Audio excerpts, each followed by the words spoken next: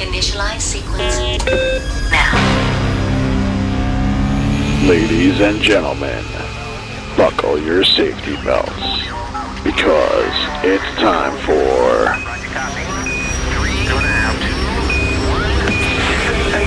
the Radio Freaks. Oh, Lordy Lord, he's desperate. Do what he say. Do what he say. You gotta do some more show prep, motherfucker. Are you about to call me an asshole? We're going to hell in a handbasket. As of this very moment, I am still a virgin. Russian roulette is bareback sex with 6 chicks and one of them has AIDS. We're a bad influence. We do like to speak about vagina whenever possible. Yes, we do. God bless this medium. He said, I can smell your cup. You know, I found my dad's Playboy stash probably around 8 or 9 years old. Ooh, Hustler magazine. I finally get to see what a vagina looks. Oh God! Oh my God!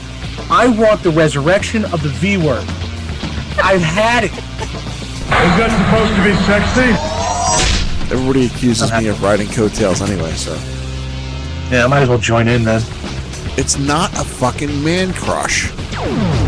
You guys kick ass. You're double life gonzo. Intensity in 10 cities. Live at Budokan.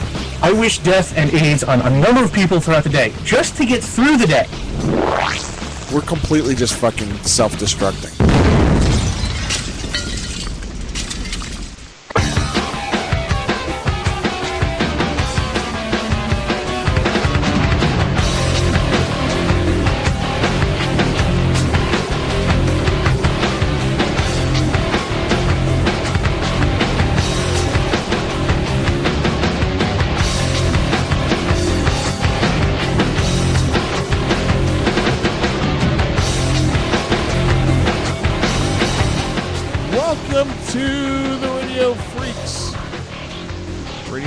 TV. I'm Brian, along with my pal John.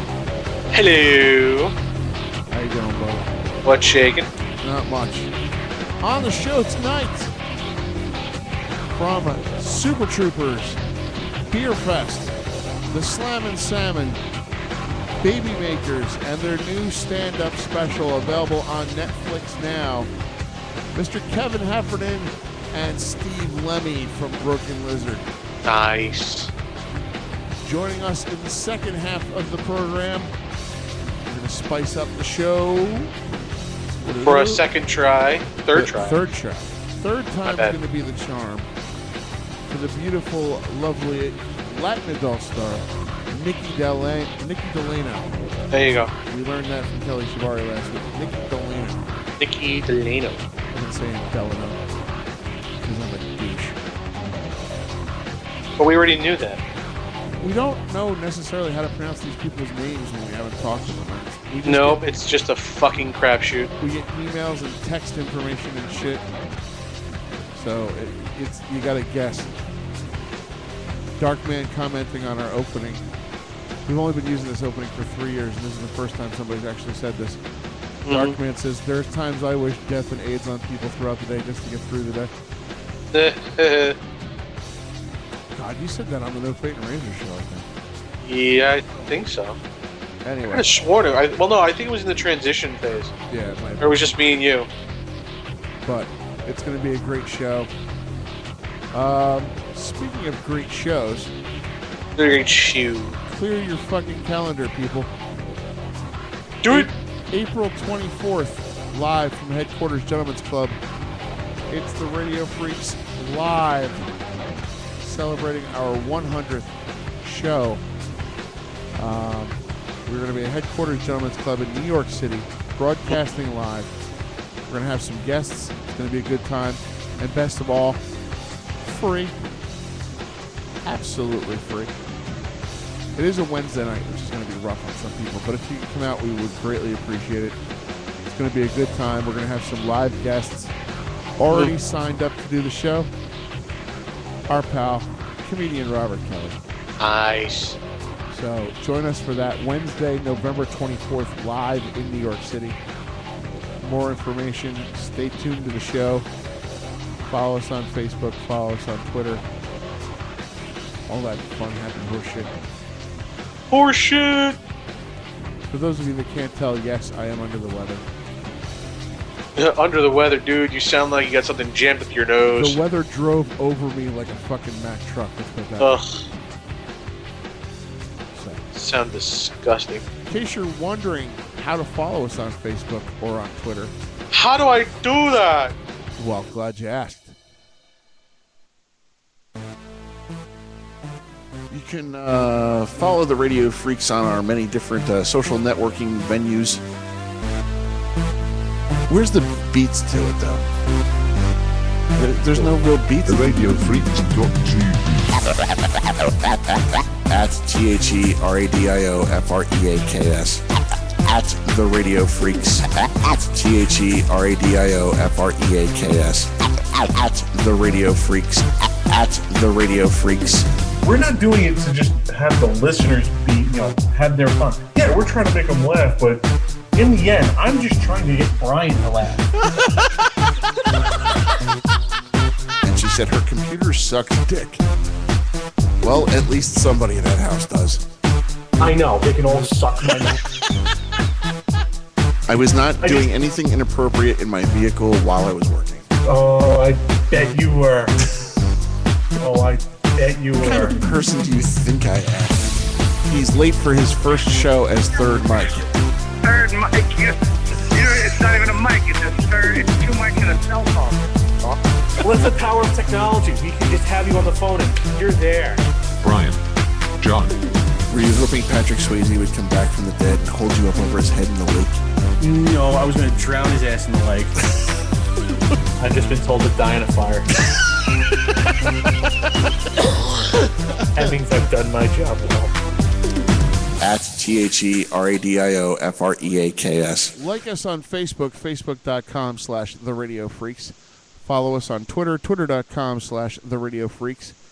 Follow John on Twitter, twitter.com/NoFate301. And follow me on Twitter, twitter.com/WoodFloorLiquor. Have you ever gotten any followers from us mentioning your Twitter on the show? I really don't know. I mean, I've gotten followers from all sorts of things, but I don't know if it's particularly from us. I mean, no one's actually said anything to me. Yeah, I always wonder that. Like, because I get a bunch of followers.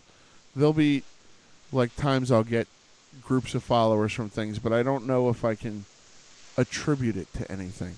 Right. Because there's no, like, it's more of a steady trickle than it is like a boom after we release it, the podcast, or after I tweet something, or, you know. So I don't know. I never know where they're actually being referred to us from, which I think would be interesting to find out. The only time I ever got a huge boost and I noticed it, was when I'd call into like O&A or something like that, and Opie would mention me on the show about like my Twitter handle or something. Oh, absolutely. You know, then I'd get a huge boost. But that's the power of Opie. Other than that, I've never been able to attribute my followers to any one particular thing. Which I suppose is good. I mean, as long as they're following, I don't care where the fuck they're following me from or why they're following me, but just follow me. So how was the rest of your birthday? Last week, of course, last Wednesday, live on the show was your birthday. Yep. And how was the rest of your birthday after we got off the air? Went to bed. Didn't do much else. The next day was the birthday dinner. Nice. My girlfriend made some delicious ribs. And doesn't that suck as an adult too? Like, what'd you do for the rest of your birthday? Oh, I went to bed. Well, dude, it was 11 o'clock at night. What the fuck do you want from me? All right, well, that's true too. But, you know, like, you just get to be such a certain age, and especially if you have a birthday during the week, you're like, I gotta fucking work tomorrow. I'm going to bed. So. Yeah, it wasn't like, you know, it wasn't bad or anything. I mean, I didn't have, I wasn't sitting there going, man, I wish I did something more. But I mean, like, you know, it's your birthday. You know, you have things to do, you have obligations to take care of, and what are you gonna do? Sometimes you can't do everything you want to do. Like, I would have loved to have had birthday sex or something like that, but I wasn't feeling well. I still don't feel 100%. It's called growing up and being an adult and having responsibilities, and it's exactly. So where's the bad stuff? Where's the downside to all of this bullshit? I don't see it so far. I just have to be more responsible. Yeah, it sucks, but you know what? A lot of things suck. Right. It just sucks when it's your birthday, and it sucks. Yeah. My birthdays have pretty much become, I don't know, just another day. I can understand that. But it's it doesn't have to be another day. I don't have a problem with the fact that my birthday isn't awesome sauce all the damn time. But you know what? Not life isn't supposed to be awesome all the time. If life was awesome all the time, you'd have a better day about it. But you don't. It's just the way it works. That's all. I mean, if I really gave a shit, I would do something more amazing. Right. But you're talking about I have a bunch of friends who aren't as financially stable and financially as well off as they want to be. So it's not like I can expect a surprise party. And it's not like I can expect something really really crazy to happen. Well, not to mention too, like I mentioned, your birthday was on a Wednesday. Exactly. It's middle of the week. It's not like it's easy for people to get out there in the middle of the week to do shit like that. Absolutely. What am I really going to sit here and be like, why didn't anybody show up? No, it's on Wednesday night. Everyone be home. Be with who you want to be right now. If you want to come over on the weekend, sure, come over. Wish me a happy birthday. It's cool. I think that's what most people do. They wind up celebrating their birthdays on the weekend. It's absolutely what they do. Just easier. Absolutely. Give me a break. Easier. It's simpler. It's a far easier thing to plan for. Oh, by the way. It's on the weekend, so no, don't have to worry about anything crazy. Speaking of going out during the week, I promised Meredith that I would plug this. Do it. The Keith and the Girl podcast. Keith and the Girl is having their 8th anniversary. Is that like Lars and the Real Girl? Is that like Lars and the Real Girl? Yeah. I have no idea what that is. Okay. Are you showing your geek again? No, it's a movie. Oh, okay. Keith and the Girl podcast is having their 8-year anniversary party. You can go down tomorrow night and hang out with them at the Beauty Bar in Brooklyn. Nice. For some fun. They'll get the ball rolling at 7 p.m. For more information, I know that they're on Twitter. I guess I probably should have planned this plug out a little bit better. Mm-hmm. I think they're KATG on Twitter. Okay. I'm sorry, they're Keith and the Girl on Twitter. Oh, okay.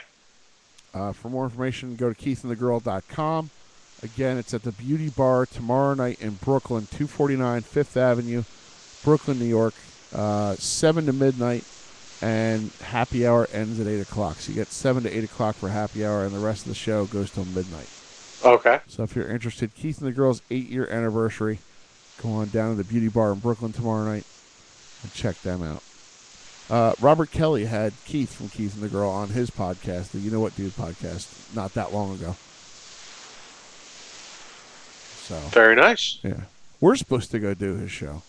Oh, really? Let me rephrase that. I got an invite to go do his show. Yes, I don't know you if you're did. Gonna go.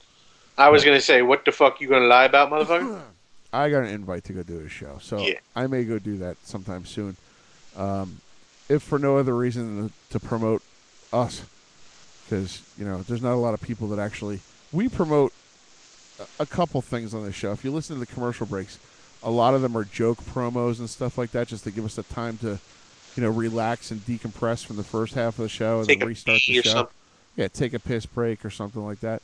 But we do actually promote some of our friends, of course, like Weird Medicine, Dr. Steve and the crew. We promote Jim Norton's Obsessed on the Boneyard because he's a friend of the show. We promote Unlearn the Show because they are good friends of ours, Rich and Tony. Life Can Make You Stupid. They do their show on Tuesday nights on learn.tv. Mm-hmm. And we've pretty much stopped promoting everybody else that we were promoting. Right. Only because they don't bother fucking promoting us. So why the fuck are we going to promote them? It's what happens.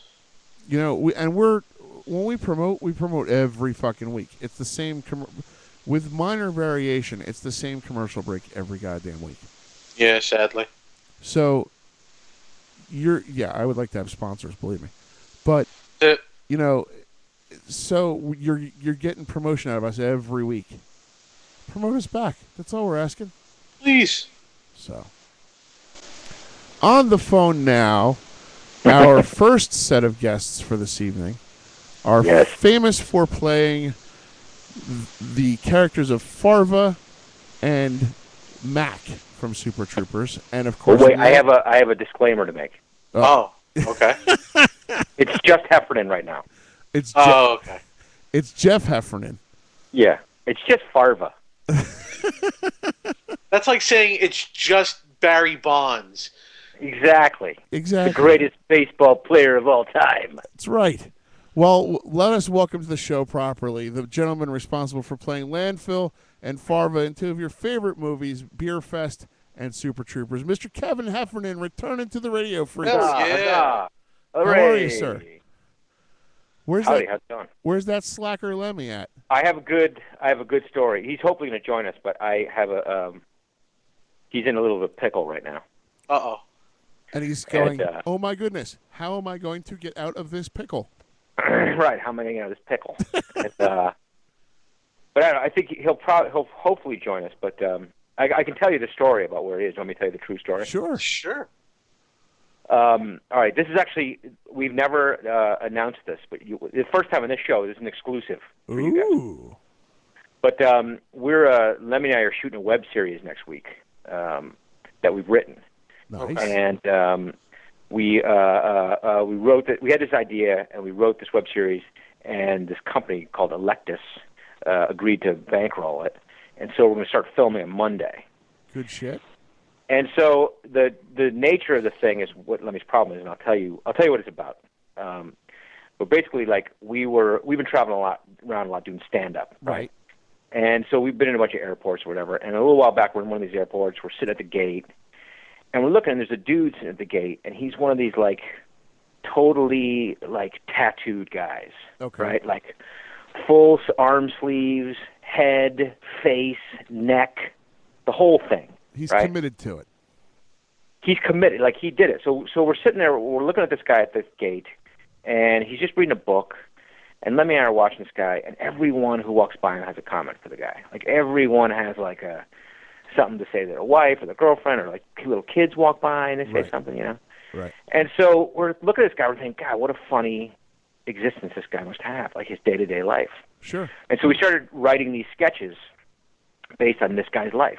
And it was like, like guys like that are often, they're different than what they look like, their personality. Like they're very, you see a guy like that and it's intimidating, but he's usually like a very nice guy or whatever it is. Exactly, right. So we started writing this sketch about a dude like that, and who has like a buddy, his best friend's like this fat asshole who is this pushy asshole who's always pushing him into funny situations. And we started calling it The Adventures of Fatty and Tatty. Nice. Okay? Nice. And so we started writing all these sketches up, and they're just like shit that this guy gets every day, like, trying to buy an iPhone, going through a drive-through, trying to assemble an IKEA dresser, whatever it is. And so we wrote like 20 of these sketches, and we pitched it to these companies, and the idea would be Lemmy's the totally tattooed guy, and I'm the fat guy. No. And so yes, against type. So this is be careful what you wish for, right? So today, Lemmy did the prototypes for his tattoos. Okay. So he has to get completely tattooed, like not for real, but like they put a thing on him. So he went in at like 11 a.m. and they covered his entire body in like one of those prosthetic-y things, so they could build a tattoo. Right. Okay. A full body tattoo. And so he's been there now for 7 hours, and he's still in the chair getting a tattoo on him. Let me explain this to you, and you, of course, much more qualified than I to be giving this kind of advice. especially when it comes to making movies or anything visual behind a camera. Being a director and everything of your caliber. However, you guys do know they make like sleeves that you can just pull up onto your arm and you're tattooed instantly, right? Right. No, I know that, and that's part of what he's going to do. That's the easy part for his arms and his legs. But they created like a thing because he shaved his head, and they're going to put one like totally over every inch of his upper torso. Wow. God. Like his face, his neck, the top of his head, the back of his head, and they designed like ridiculously hysterical like chicks with big tits and all that kind of stuff. Holy shit! And so that they have to build that part. Like the sleeve, we're like, oh, the sleeve's no problem. The leg thing, no problem. They said, but it's the face and the head that becomes a problem.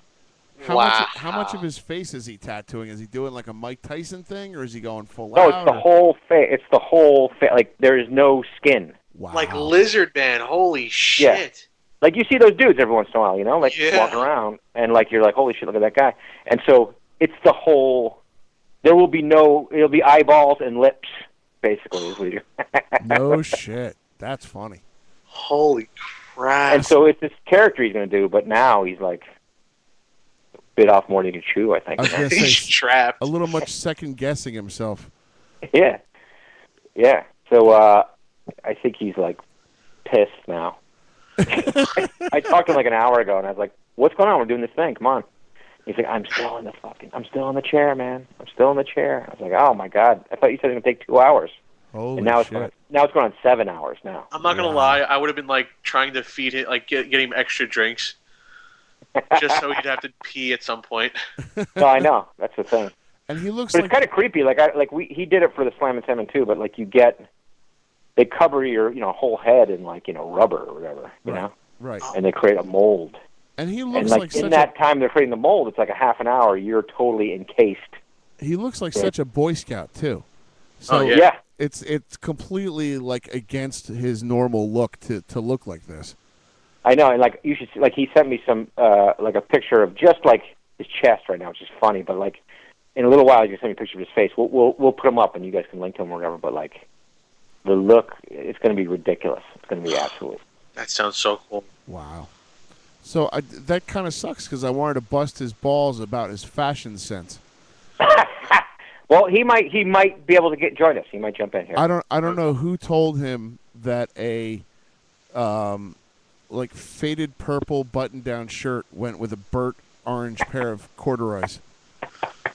Was that like for the stand-up special, right? Yeah. It was funny because like what happened was he brought he had a different shirt on. He had a different colored shirt on. Right. And he got up there on the stage, and I don't know if you remember, like the stage, we did it at this place called the Punchline, and they have this like mural on the back, like it's like a mural of San Francisco. And it's it's all right. It's a little funky looking or whatever, but it's like really yellow. And so he brought like a yellow shirt. He had some kind of shirt. Right.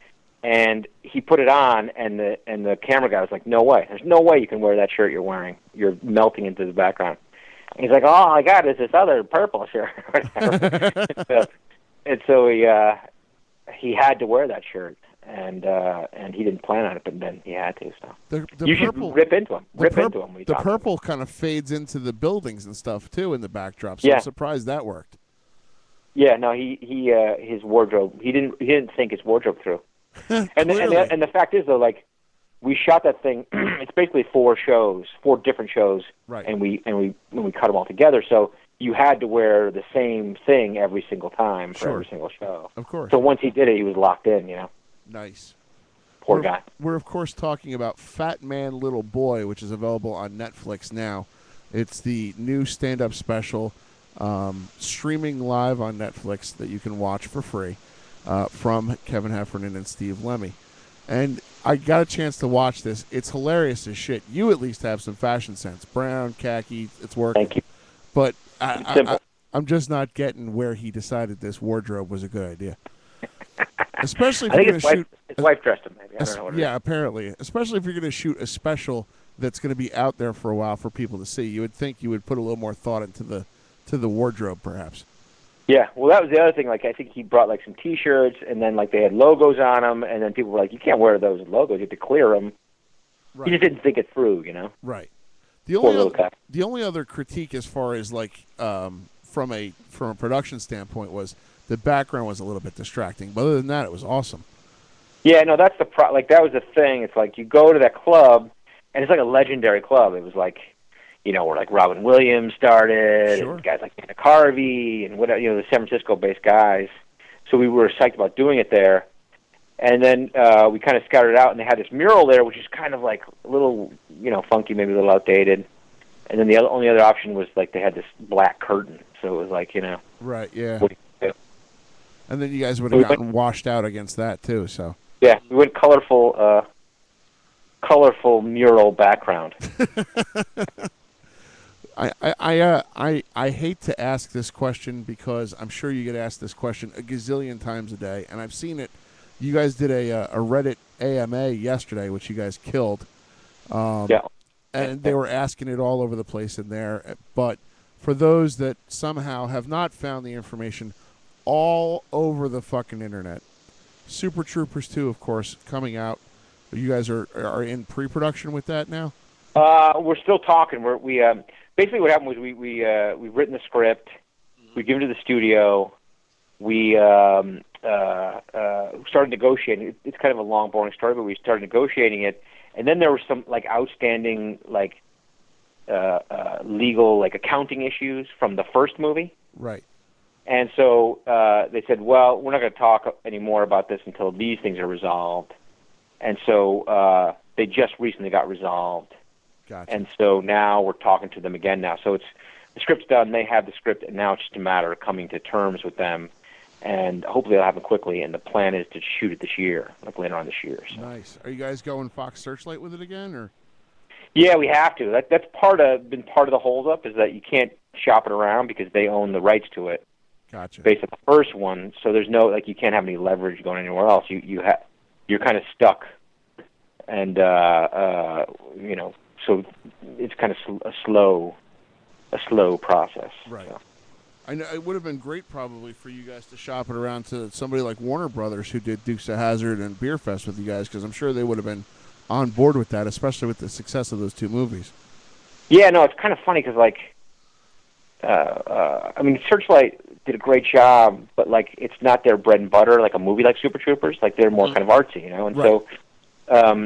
so you run into people who work there, and it's not necessarily a top priority for them, but like you like run into somebody at Warner Brothers or something like that, and maybe it's a guy who likes a broader comedy or who is a big fan of it, and right. then, you know, hey, if we could do it, you know, but Fox won't let it go, and you know, the other thing we've done so far, which also has been pretty fruitful, is you know, we told Fox, we said, hey, look, you know, if you guys are, you know, slow on the draw on this or whatever you're going to do, we'll go raise the money, because right. It's a title that obviously will make somebody some money, and we can go get the money and bring the money to them, and so we did that last year, and the response was like overwhelming. Like you go out there and people are like, I want it. Oh, absolutely. Private investors like, I want to jump in. So you can take it anywhere because of the fact that it's become such a cult classic, and anybody would be jumping to make that movie, I would think. Yeah, like you know, you go to like these hedge funds or whatever that fund all these movies, and it's all like dudes in their like 30s, you know, who right. And that's who love Super Troopers. That's your demo. It's perfect. You guys, last time you were on the show, you talked about the fact that after you guys put Super Troopers to final post-production and to bed, to talk about writing Potfest. Has that process started yet, or you're just focusing on Super Troopers 2 right now? Yeah, no, we actually, when it hit a snag, Super Troopers 2, we switched over to Potfest. We outlined it, and we set it up, I think it was at Universal. It was, you know, originally at Warner Brothers, and then Universal said they would do it. And so we went down a road, and we created, like, the outline for it. And then that hit a little bit snag because Universal was a little concerned about making a pot movie for some reason. Oh. And so we had to flip back over Super Troopers 2, but we have it all ready to outline and to write, and and so, I mean, that's definitely another one that we want to do. I think now the focus is let's do Super Troopers 2 first, and then jump over to Potfest. I can understand that. I know you. But a lot of people have different ideas. Like a lot of people, like fans and stuff like that. Like some people want Potfest to like pick up where Beer Fest left off. Some people want like a Beer Fest 2, not a Potfest. Wow. And some people want like they don't care. They'll just take a pot movie. You know? Well, the end of Beer Fest naturally led into a Potfest. True. Yeah. So I would think Potfest, regardless of the name of the movie, would almost be like Beer Fest 2. Yeah, no, that's what I think too. And you know, like after we said we were going to do that, we started getting calls from people, and you know, we got calls from all these guys who wanted to make that movie. You know, Willie said he wanted to do it, and we get call like from Snoop Dogg, and of we get a call from like 50 Cent. You know, all these people were calling us up, and they said, if you're going to do it, we're in. If you were to put, so we're like, all right. If you were to put all those people in the movie, aside from blowing your budget, I'm sure that would be a mega movie, because you're talking like, and you said this in your last interview with us, the Cannonball Run of pop movies. Oh yeah, it'd be an awesome rap party. Oh, absolutely. Like Beer Fest 2, The Search for More Munchies. Yeah. Yeah. I noticed and I didn't have to do that much research on you guys because, again, big fan. And I know a little bit about you guys from, well, I'm not even going to talk about that, but I know a little bit about you guys. And I noticed that when we do the interviews, we pop up pictures, and we have a key that says on the phone with, you know, Kevin Heffernan and Steve Lemme, and we put pictures up so people know who they're talking to. And in searching for pictures, we pulled up pictures from the High Times Awards. Okay, yeah. Is that something that, I mean, obviously you're making a movie called Potfest, but is that something you guys do in your personal lives, or is it something that you're just doing because you know it's going to sell to a certain audience? No, I mean, I think, well, I mean, certainly when we were younger, not that we're old, but when we were younger, I mean, we did a lot more, but like, no, I mean, that was, you know, that was all part of it. That was a part of where, you know, ideas come from, and a bunch of dudes driving around in cars together. But no, I mean, High Times was like, the cool thing about High Times was like, they gave us like, I think, you know, they helped us establish Super Troopers. Right. They gave us like the Stony of the Year award in like 2002 or whatever it was for that movie. Right. And, you know, it immediately kind of, you know, gave us a foothold in that world, I think, you know. Sure. In terms of like stoner movies, and you know, and from there it was they were always supportive, you know. Like, and they're funny. I don't know if like you've ever gone to any of those events, but they're ridiculous. Like Lemmy and I went to the last one we went to was probably the ones where the pictures are from, and right. You go there, it's just like an open like pot party, and everyone's got like their different products or like weird devices to smoke out or whatever it is. And like we got up on stage, and like Lemmy did like a strikeout on stage, and we announced, you know, the Stony of the Year or whatever. It was a pretty wild award show. It's an unconventional award show, you know. Yeah, absolutely. Back in 2011, I guess about a month after you had been on the show, we had associate publisher Rick Cusick from High Times on. Oh, okay. And their Miss Intergalactic High Times, Sarah Newton. And they were great guests, and we learned a whole lot about, you know, the whole High Times operation, and they seem like really nice guys that just want to support people that, you know, support the notion of legalizing marijuana. Yeah. And they were great. Like I remember, like Lemmy has a good story, but he used to work at this restaurant called City Crab, right, which is like 19th and Park Avenue or something in New York City. Mm-hmm. Right. It's a seafood joint or whatever. And the offices to High Times were right above them, and in like an office building or whatever. And he said every day at 4:20, the building would stink of pot. Nice. Nice. They would take their office break. Sure. You know, 4:20 break, you know. And he said it seemed like a fun place to work. I would imagine even if you didn't smoke pot, the contact high would just be good enough. Yeah. As Lemmy was waiting tables, you know. But no, those guys were always supportive, which was great. You know, and it was fun to go to their event. I think Olivia Munn was there actually at that one. I think. Nice. Yeah, I think you guys got a picture with her. Yeah. Is that where you met her to do the Baby Makers, or?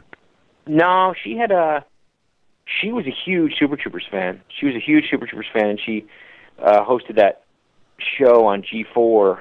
It's called Attack of the Show. Sure. She hosted that show. And so she asked us to come on the show because she was a fan of Super Troopers. And then we went on a couple of times, you know, whenever there was something to promote, you know, whether it was Beer Fest or I think like when the Blu-ray came out for Super Troopers, whatever, she just kept having us back. Nice. And we became good friends with her, and you know, she's, you know, super hot yet super funny, like has like a dude sense of humor, you know. Right. And so we, I think we put her in the Simon Salmon, like that was the first thing, and she was great. And then we did a movie that we produced called Freeloaders, and she did a part in that. And then after that, you know, we were pretty good friends with her, and Jay asked if she wanted to do Baby Makers, which was cool because she was like blowing up at that point, you know. Right, of course. Yeah, and I like girls like that have like you said, a dude sense of humor where they get the joke. The worst thing in the world, especially on radio, for me, is what we like to call the hole. The girl that just sits there and they're like, "Oh, guys, you're going too far." I'm like, shut up. Yeah. You know, nobody wants to hear that. She would never be accused of that. She Right. would never be accused of that. Yeah. She seems like a really, really cool girl. I was watching. I'm sorry. What was that? I cut you off. No. She's a funny girl. Yeah.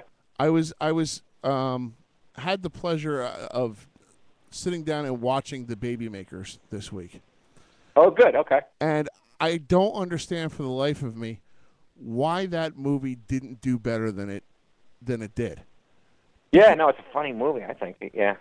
I mean, you know, it's weird. It's like the way they release movies these days, you know? It's like a smaller company bought it, this company Millennium, and they were great people, but nobody wants to spend money on comedies like that anymore. Right. You know what I mean? And because it costs so much to put them out. So they're all trying to do these like funky different releases, and it's like this one was like, it was similar to when we released the Slam and Salmon. It was like, let's do like 11 cities, and we'll release it, and then put it on VOD, and then see what happens, you know.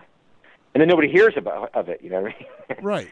And so then it's kind of just, you know, people discover it eventually, but you know. But you said people don't like to make movies like that anymore. What's different between the Baby Makers and every other rom-com that you have out there, aside from the fact that Nat Faxon's waving his wang all over the place?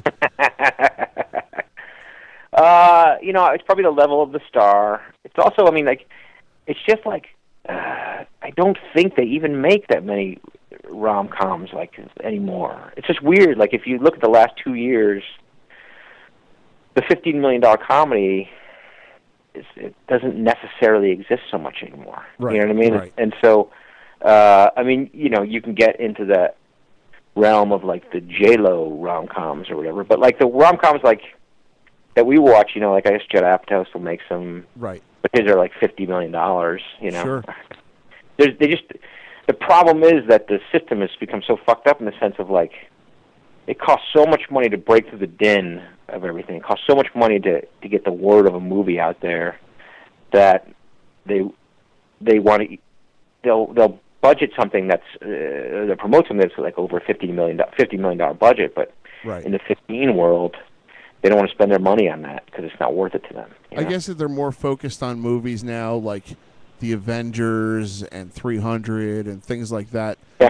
That are going to be the middle. Like the middle is getting squozen out, you know. Right. Like people will make the movies for 5 and under because that's nothing, and they'll make the movies for 35 and over because they're going to invest in that shit, and they know they have a star and they know have a concept.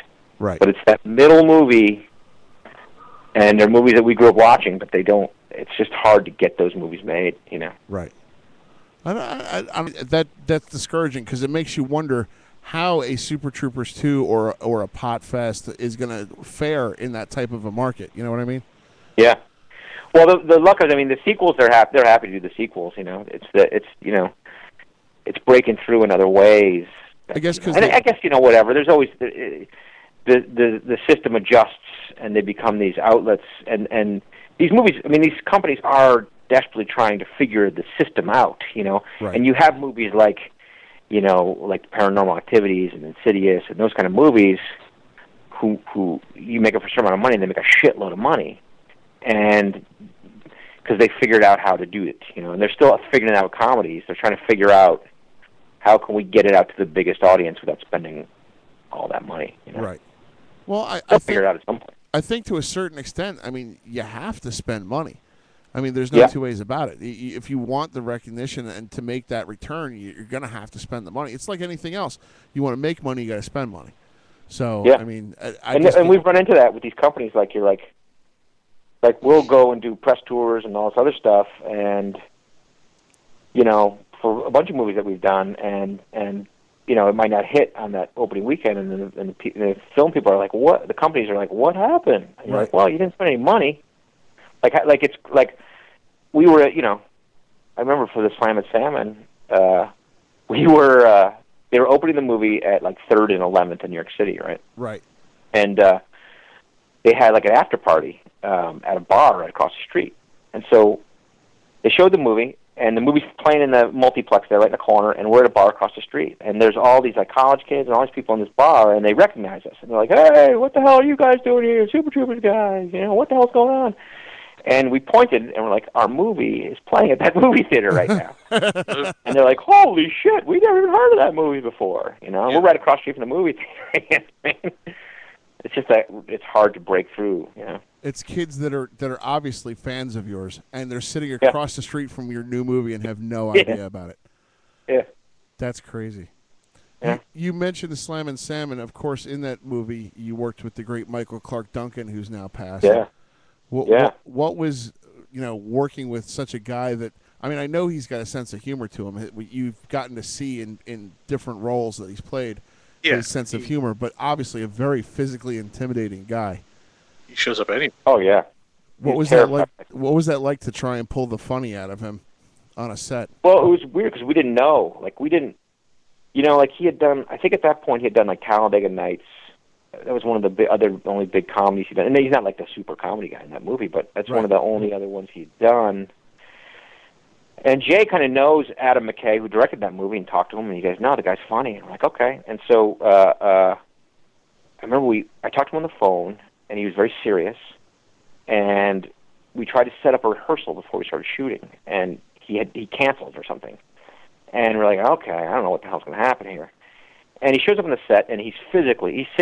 He was 6'6", like 300 pounds. Right. Yep. And he's an incredibly intimidating guy. Brick shit And house. we don't know what he's going to do. I have no clue. And so we shot the first scene with him, and he just starts like improvising and like hysterical. Like the scene ends, and he keeps going. And like I don't know the guy, and I'm intimidated by him, so I don't want to say cut. Right. So I'm afraid of the guy.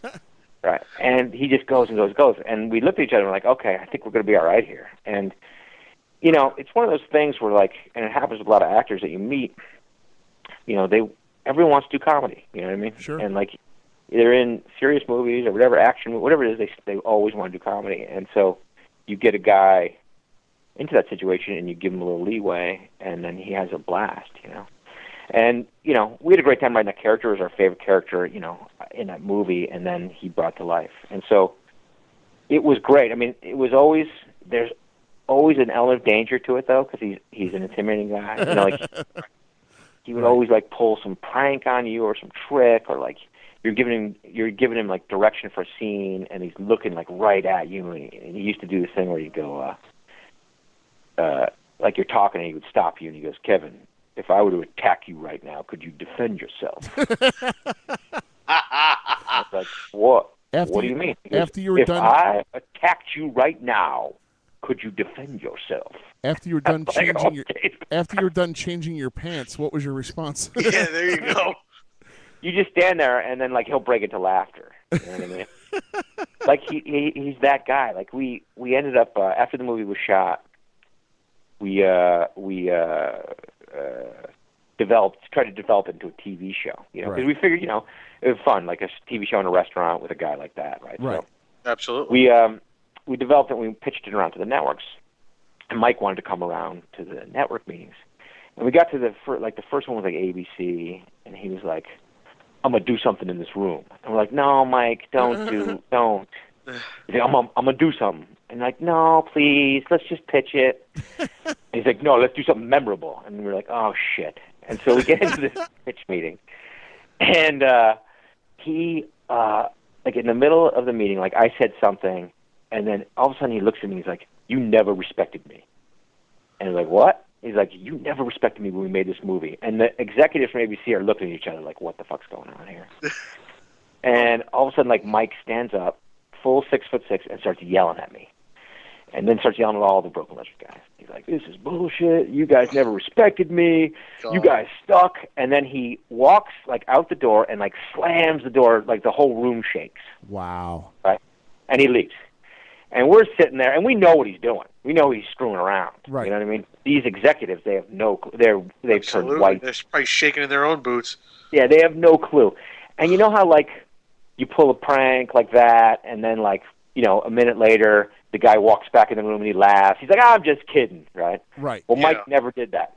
He never did that. Wow. Like, we're sitting in that room waiting for him to come back in, and he never came back in. And so we were like, okay, that meeting was fucked up. And so we walked out, and he's gone. And I call him up, and I'm like, "Mike, where the hell are you?" And he's like, I'm on the highway driving home." And we're like, "Mike, when you pull a prank, you're supposed to go back in and say, 'Hey, I'm just kidding.'" And he's like, "Nah, that would be too easy." So intending to pull a prank, he completely fucked your deal. Yeah, and that's the way, you know, that's his thing. That's like, he's just a funny, like, you know, weird in the moment. He was that kind of guy, you know, and and it's captured in the movie. I think, like, the movie, that's a lot of him. You know, it's like 1 minute he's angry at you, and 1 minute he's laughing his ass off and joking around with you. You know, he was a great guy. That's weird. That's amazing.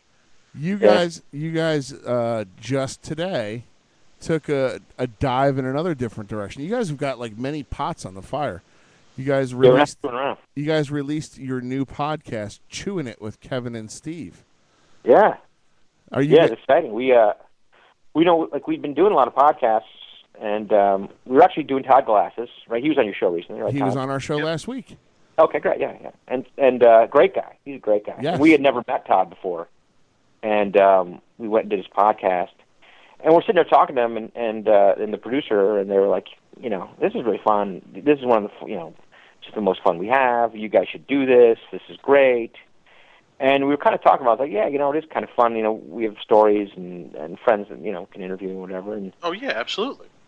so we started talking to the people at Nerdist who do Todd's thing, and they were like, "Yeah, let's record some episodes and see what comes out." You know, and so we did, like, last month we just, you know, casually kind of recorded 4 episodes, and some of them we had guests, and some of them we just kind of shot the shit, and it was a blast. And so the Nerdist folks were like, "Let's go, let's put it up." I'm like, "All right, cool."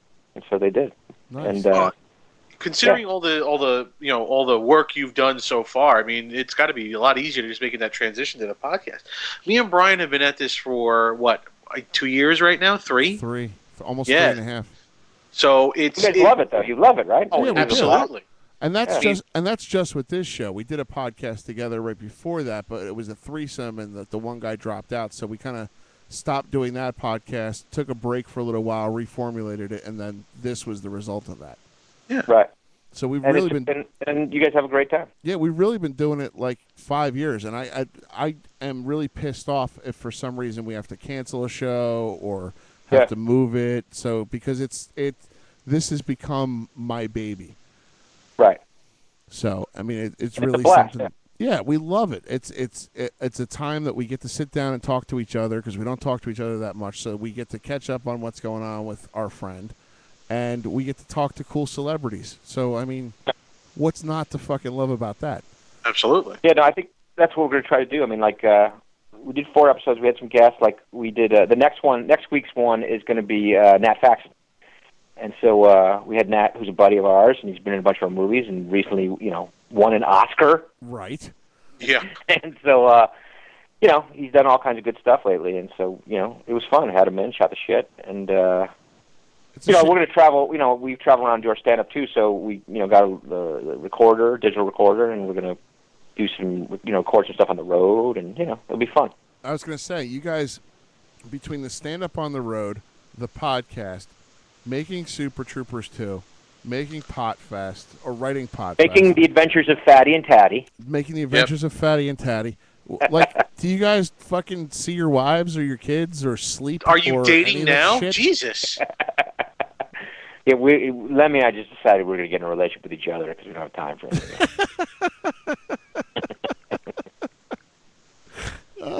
It's kind of you know, I mean, we try to carve out, like, you know, like our stand-up stuff, you know, it's something that we've only done, like, for the last maybe 3 years, but it's been a blast, but we're pretty adamant about we do 2 weekends a month and no more. Right. And, you know, which is it's pretty casual. It's not like the hardcore comics who are out there every weekend. So, you know, we try to, I don't know, temper our travel and that kind of crap, but, you know. When are you guys, and I'll ask the big question, you were on the show October 2011 because you guys were at the Stress Factory in New Brunswick, New Jersey. Right. Are you guys coming back to either the Stress Factory in New Brunswick or down to Helium in Philadelphia anytime soon? I think so. Like, we're supposed to find out either late this week or early next week. What we wanted to do was put together like a tour, like a nice 2 weeks. Right. And so I think what they're going to do is, I think we're going to do. I'll find out more early next week, and we'll put it up on our sites and all things. But I think we'll do an East Coaster and a West Coaster. So I think we'll probably, the way I see it, we'll probably do DC and Philly and New York and Boston and that kind of stuff. Right. This summer, probably in June. In June, I think the plan is. Nice. But I'll know more within the next couple of days. So. Cool. Very cool. But that was the thing. We last year we booked a bunch of dates ahead of time, and this time what we wanted to do was wait and see when the special was coming out. Right. And so now the special's out, and so now they're going to make a tour, and then we'll kind of support the special that way, and then. But in that tour, we're going to do all new material. Cool. Very cool. Yeah, because that's got to be rough on you, too, coming up with all new material, because you don't want people to watch the Netflix show and then go out to see you guys live and hear all the same shit that they heard on the Netflix special. So you got to... Yeah, but you know what? The nice thing is we get to cheat a little bit because there's two of us. Right. So it's like like Louis C.K. or Todd Glass, whoever it is, has to come up with a new hour. We each only have to come up with a new half hour. Oh, wow. Yeah. And then we smush it together, and then you got a show. Right. So we cheat. We cheat a little bit. Nice. You mentioned that you're writing, these two movies now, Super Troopers 2 and Potfest. I know you have a brother that looks very much like you who has stunt doubled for you. He has, yeah. But in case you haven't, I don't know if you've seen my picture before. Come on, man. Sure, come on, man. But I am a redhead who's just about your size. Okay. With a goatee. So I'm just saying. You do stunts? Can you do stunts? I could do whatever the fuck you want me to do. Exactly. So I'm just throwing that out there. If your old pal Brian fits some sort of a role that you have in mind, I'd be happy to hop on a plane to L.A. and help you guys out. Okay. If I play a redhead in something. I'll dye my hair. I don't give a fuck for a credit in a Broken Lizard movie. I don't give a fuck. So that sometimes they won't do it. Like the stunt guy I had in the Dukes of Hazzard wouldn't shave his head.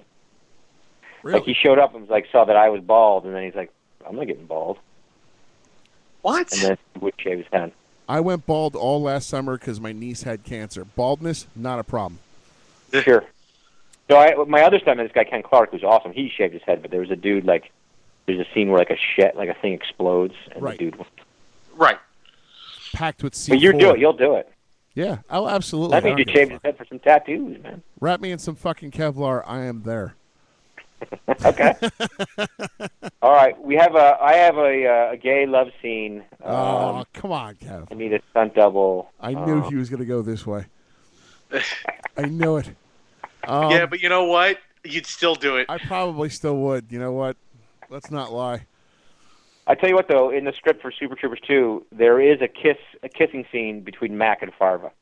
Oh, wow! I won't tell you how it happens, but we call it the mac and cheese kiss. Wow! Alrighty then. That's a teaser. You know what? That's a teaser. You know what? You could have Farva get locked into the in the locker this time and get covered in mentholated foam, and he could have Brian do the stand-in. Yeah, no. Oh, that's a good idea. No. That was hilarious. That was one of the funniest stories I saw when you guys did I watched the featurette you guys did for Super. That was hilarious. That story. Yeah, they went out and bought the menthol shaving cream. So screwed up. Speaking of big fans of yours, I don't know if you're aware of this, but if you also ever need a large plus-size Asian girl, okay. Porn superstar Kelly Shibari, who was on our show last week. Okay. Huge fan of you guys. Oh my God. Oh really? Huge Kelly fan. Shibari. Yes. Yep. I can find her on the interweb. Can I Yes, find her on the yes. internet? Okay. As a matter of fact, I'll make a Twitter introduction later on tonight. Okay. I do it. Huge fan of you guys. Okay. So, and I promised her she was going to call the show, but I promised her even if she didn't get a chance to call in, I would mention that to you guys. We help our friends. How did you guys come up with the name Charred Goosebeak, and why did you change it to Broken Lizard? Those are connected. It was the exact same thing happened twice. Okay. Basically, like we were in college, we were trying to come up with funny names for the group, and we came up with like a bunch of different names. And then Chandrasekhar went to go make the poster for the first show, and he decided he didn't like what we all decided on, and then just made up his own. And he called it Charred Goosebeak. Nice. And he brought the poster back, and he was like, we were like, what is this? He's like, And he's like, you love it, right? We're like, not really. and so then, but the posters were already made. And so then we graduated. We moved to New York. Same thing. We left the name at Colgate. The group there is still, I think, that name. Right. And the idea was, let's create a new name. So we did the whole same thing. Came up with all these names. And then he went and made the first program and changed it on his own. Did the exact same thing to us again. So Charred Goosebeak has kind of become the UCB of Colgate University then. I think so, but we make jokes like it might be like a juggling troupe now, or like a dance squad.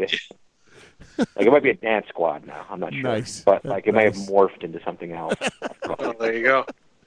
Speaking of Jay, does he fucking hate you, or do you just have like this comedy one-upsman thing, like this guy competition going on with him?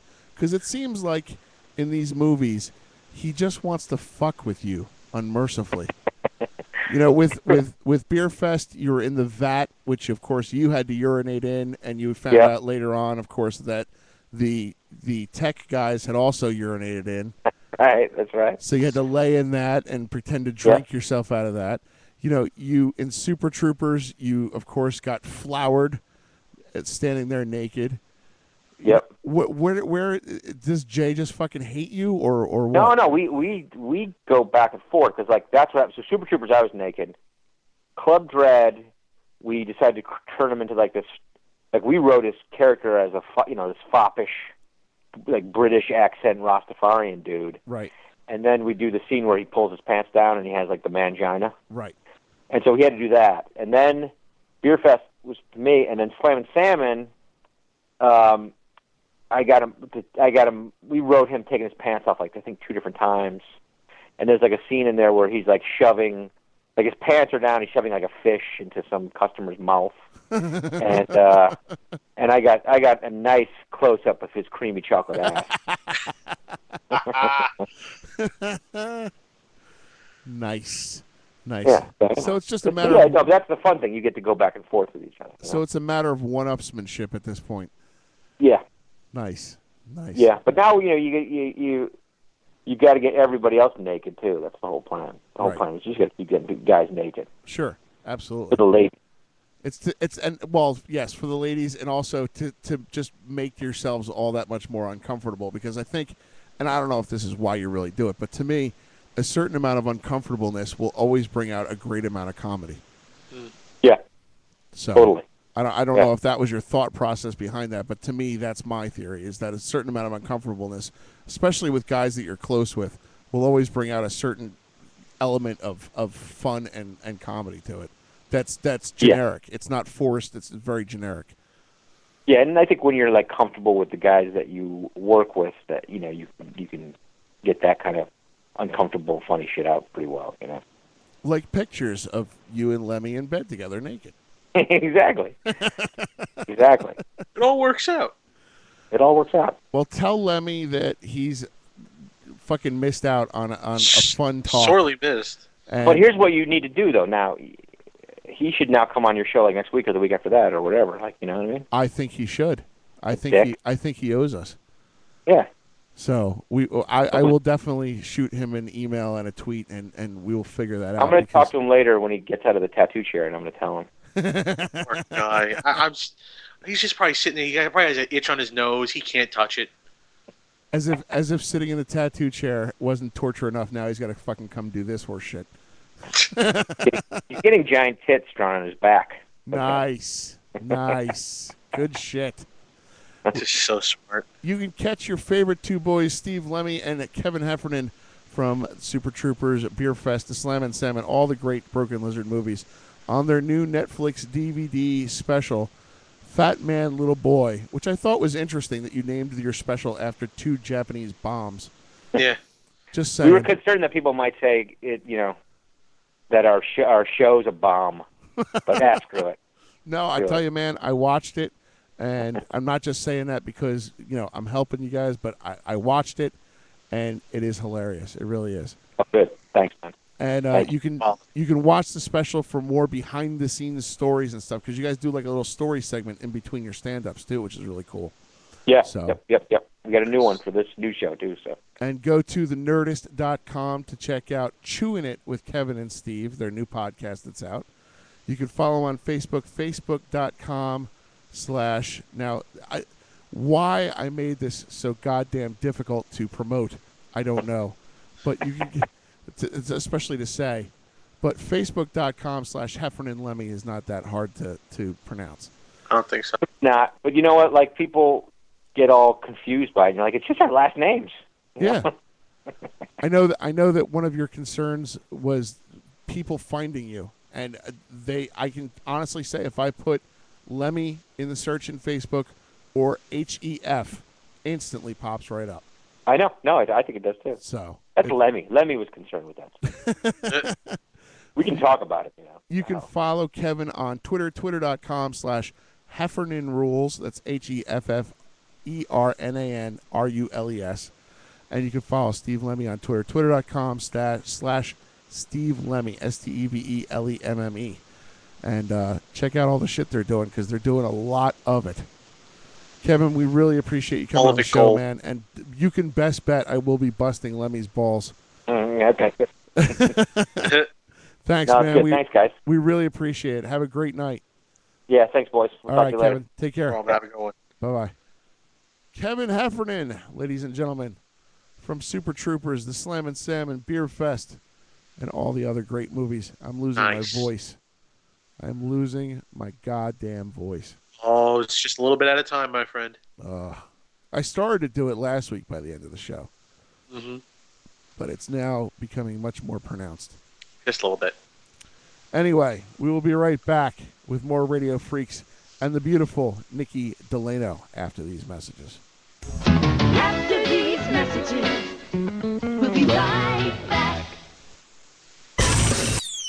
You're listening to the Radio Freaks. Got something to say? Call the show, 706-526-4277. That's 706-526-4277. And follow the show on Twitter at twitter.com/The Radio Freaks.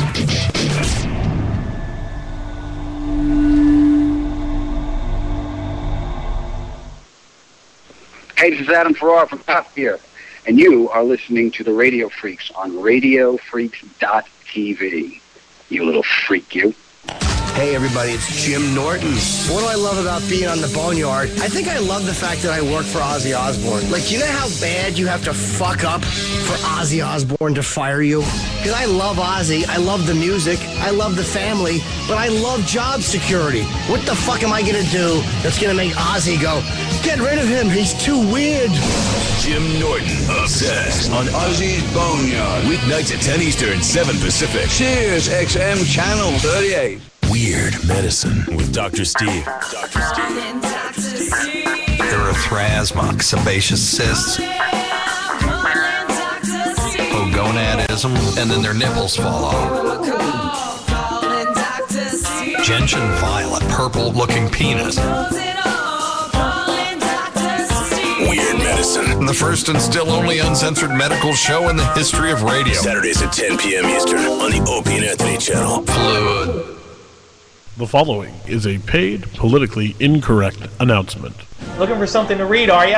Read all the Dr. Phil and Dr. Laura books? Unlearn Because Life Can Make You Stupid, written by yours truly. That's right, me. I actually, if you're sitting there in wondering how someone like me actually had the lucidity to sit down and type out 240 pages of ranting nonsense, the fact of the matter is, the best way to describe this book is to picture somebody walking up to Dr. Phil and kicking him in the nuts. If you're kind of angry at a few things and you think your marriage might need to lead in a different direction, if you don't want to lose half your worldly possessions, give it a shot. You have nothing to freaking lose. I'm also writing a second book called Unlearn Vanilla Marriage, all of which we'll be able to check out at unlearnnow.com, which is the sister website to unlearntheshow.com. So basically what I'm trying to say is, buy my book, I need the fucking money. I really do. Be sure to listen to Unlearn the Show, part of the Lose the Radio Network. Are you a woman who sometimes finds it difficult to afford expensive birth control? If so, you're probably suffering from sexually liberated uterine tendencies, a serious medical condition. Fortunately, now there's a treatment that can help. It's called legitimate rape. Legitimate rape activates the body's natural method for preventing pregnancy. This rape is completely legitimate. Let's shut this whole thing down. It was always so hard to remember to take a pill at the same time every day. But with legitimate rape, I prefer not to think about it at all. in clinical studies, legitimate rape did not prevent transmission of HIV or other STDs.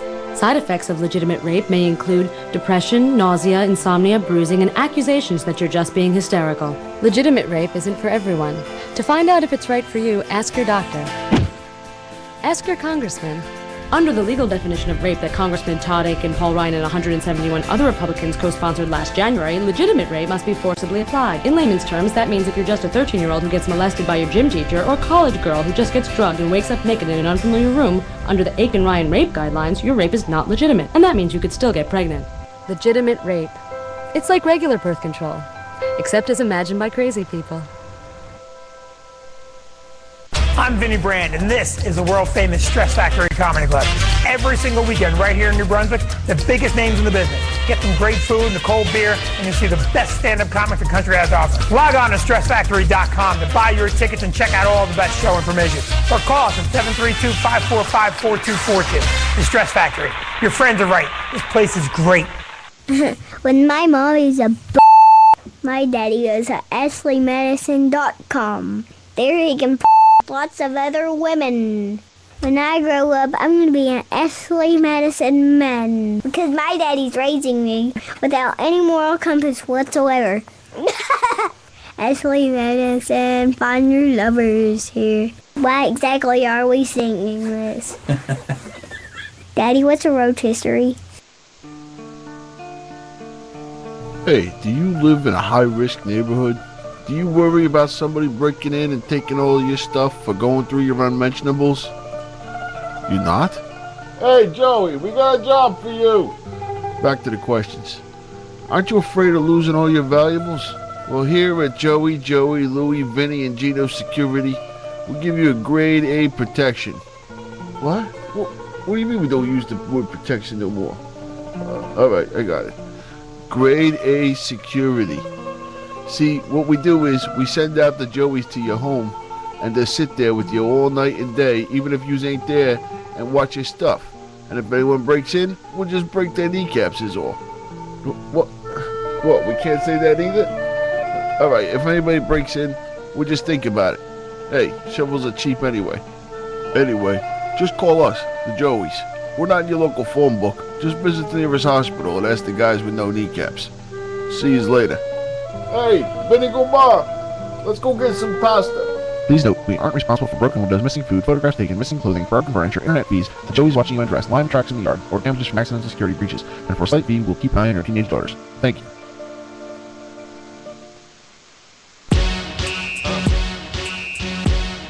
Yo, yo, yo, damn son.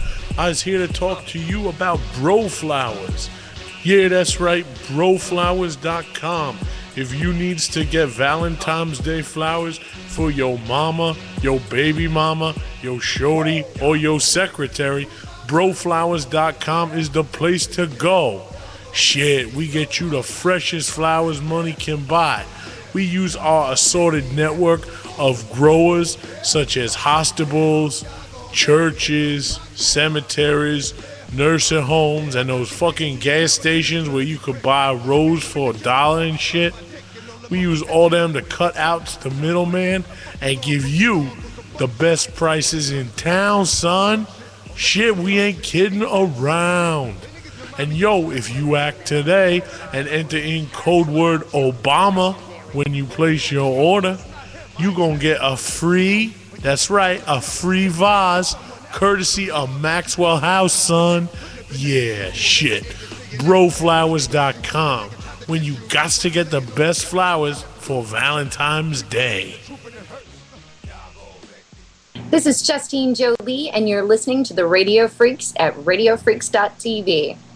Don't forget to tune in, because you're gonna hear some fart jokes.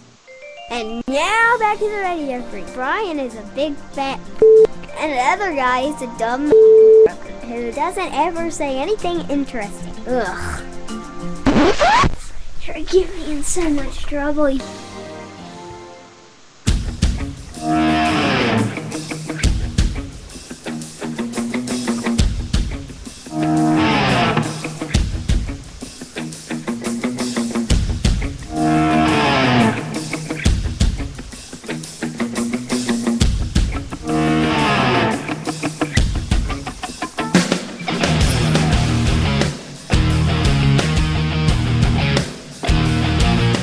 Welcome back to the Radio Freaks, radiofreaks.tv. I'm Brian, along with my pal John. Hello. If you want to follow us on Facebook, facebook.com/The Radio Freaks. Follow us on Twitter, twitter.com/The Radio Freaks. And if you're just tuning in, you missed the very funny Mr. Kevin Heffernan. I almost said Steve Lemme. Steve Lemme, he missed the show for sure. Steve Lemme, of course, in a tattoo chair, we found out. Poor guy. Or a makeup chair, rather. Getting tattooed. Or prepped for tattooing. Yes. Fake tattoos, but tattooed nonetheless.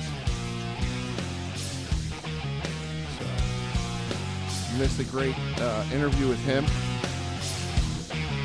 If you want and you need to laugh, definitely check out Fat Man Little Boy.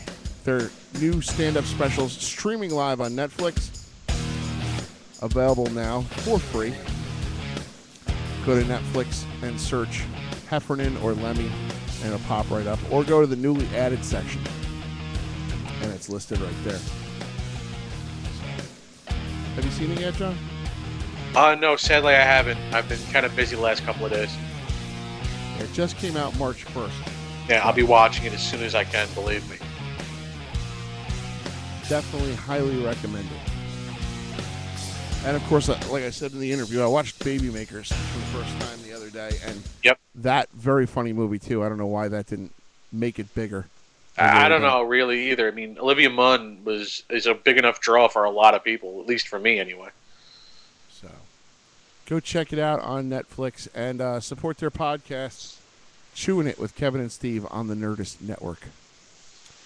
Coming up on the second half of the show, momentarily, hopefully, we will have the beautiful, sexy, spicy Latina Nikki Delano joining us momentarily. This is the third time we've tried to have her on the show. The first time, of course, we had technical difficulties, and that show didn't happen. Oh, I'm getting excited. Yeah. And then last week, we had issues where her poor phone wasn't working, and I felt terrible. But she was out of the country. But we have fixed that problem because joining us live on the phone, the third time is the charm, the beautiful, spicy, sexy Latina porn star, Nikki Delano or Delano? How do you pronounce it? Delano. So I was completely off on both accounts. How are you? I'm great. Yeah, last week I was in Mexico and I thought I was going to have access to my phone, and my phone did not work. So I had to go and get a prepaid phone for one day because I was just panicking. I can't be somewhere else and I have my phone. I was crazy. Makes sense. I would imagine that, especially being a female, a phone is a very important thing to you. Mm-hmm. Exactly. We were at a nice penthouse suite, but in the middle of nowhere, and it was I and Dylan Ryder, and we were by ourselves. I just can't be by ourselves and not have a phone. I was overwhelmed. I was going to say, it's not safe for you to be without communication. I kind of felt like I was acting too much like a diva. I thought they felt that way because I was crying. I started to cry because I didn't have my phone. Aww. Yeah, but that makes me feel even worse about last week. Right? Aww. So we apologize. We apologize to you for the first time we were supposed to have you on the show. We wound up having some technical difficulties, and that didn't happen. And then, of course, you had problems with your phone last week, so I guess we're even now. We are even. How are you? So what were you in Mexico for? I was actually shooting for, I don't know if you guys know the world famous Adelitas. I do. I was shooting for a billboard, for the seasonal billboard. I'll be up all year round this year, every season. Also a commercial, too, for them. Nice. Cool. Yeah. Uh-huh. That's got to be cool to do some mainstream stuff, too. I know that a lot of girls try to break into mainstream and aren't always as successful doing that. Yeah, like I've done actually quite a bit of mainstream. So, and of course you're very recognized in the adult community as well. You're I am. multiple AVN award nominee, and you also have been kind of like the spokeswoman, if you will, for Two Tits in the Shirt. Yeah, I'll be signing with them at Atlantic City Exotica. Ooh! So if you guys want to check it out, I'll be out there. We are going to be covering the Fanny Awards down at Exotica. Oh, awesome! That's so cool.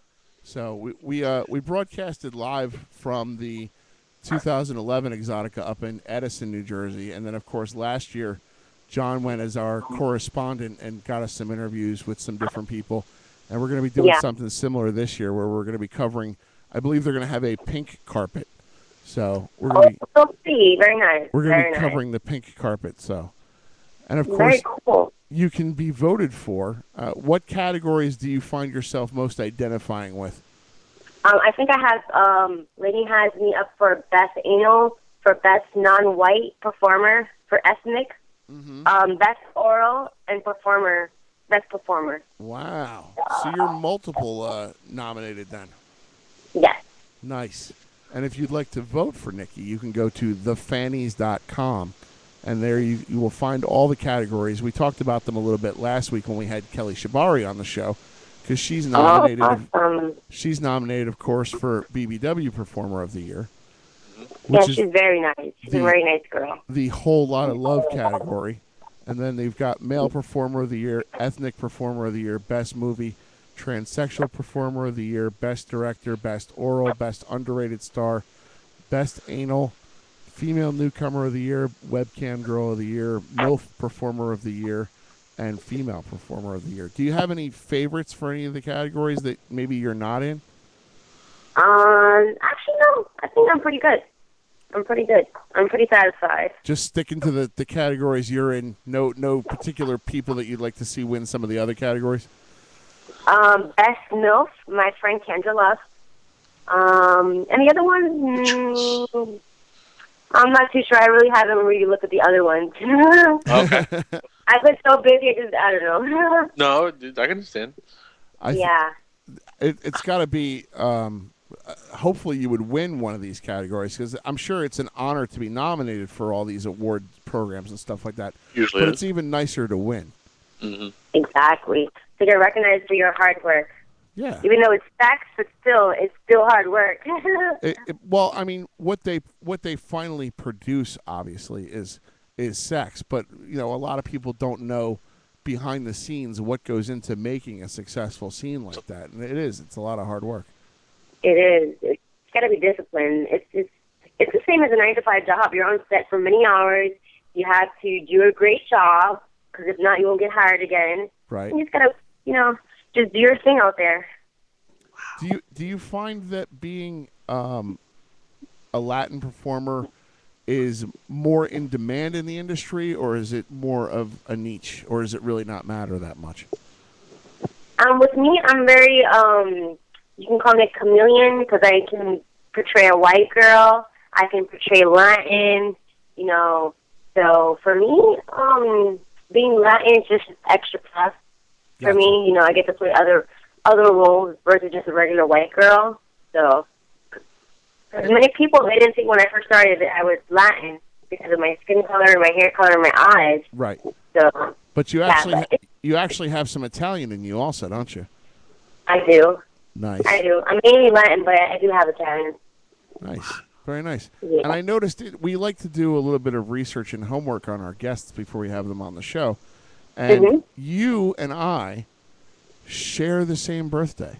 Wow. Oh, really? We're Aries. Aries are very feisty. Yes. We're feisty people. Yes, we are. Very, very bossy. We're feisty and very bossy. And we're 11 years apart. I'm 11 years older than you are. Really? Yes. Aww. You're so young. You're so young. You were born in 86, of course, and I was born in 75, but we're both born on April 12th. Nice. So I found that was kind of interesting. I've never shared a birthday with an adult star before, so that's kind of cool. That's awesome. Cool. What are you going to do for your birthday? Do you know? This year for my birthday, I don't. I haven't really started making plans yet. I've been focusing on a couple weeks after that because we're having our 100th anniversary show live in New York City on April 24th. But I haven't figured out what I'm doing for my birthday yet because I'm concentrating on trying to put that together. Oh, awesome. I think I'm going to do my birthday in New York. I'm not sure yet, but I think in New York City. Last year I did it in Washington Heights. Okay. I think I'm going to do that this year in New York again. So you're going to do it in New York again? That's cool. You're primarily based out in New York, aren't you? I live in LA, but all my family lives in New York, so I'm out there quite frequent. Gotcha. I was going to say, so that would make more sense if you were going to party in New York. If you have those ties in New York, all your family's there. That would make sense. Yeah, my family. And I know a lot of promoters and stuff from New York, so it makes it a lot easier for me to do my party in New York. Nice. Good stuff. Yeah. We also share a birthday with David Letterman. Really? Yes. Ew, cool. That was always the one person I was like, oh yeah, I share a birthday with David Letterman. Now I could say I share a birthday with you and David Letterman. There you go. Nice. Yay. How cute. How has the adult industry been for you? Like I mentioned, a lot of girls have tried to start getting into mainstream work. Is that something that is a goal for you to eventually maybe work your way out of adult into doing mainstream, or is it something that you still enjoy doing? Or I really love doing adult. I definitely want to do more. I did a lot of mainstream, but I do want to do more mainstream. I'm just a girl that I like to do so much different things. I like mainstream. I love dancing. I love the adult world. To just be able to dibble and dabble in different types of things, it's fun for me. Right. Yeah.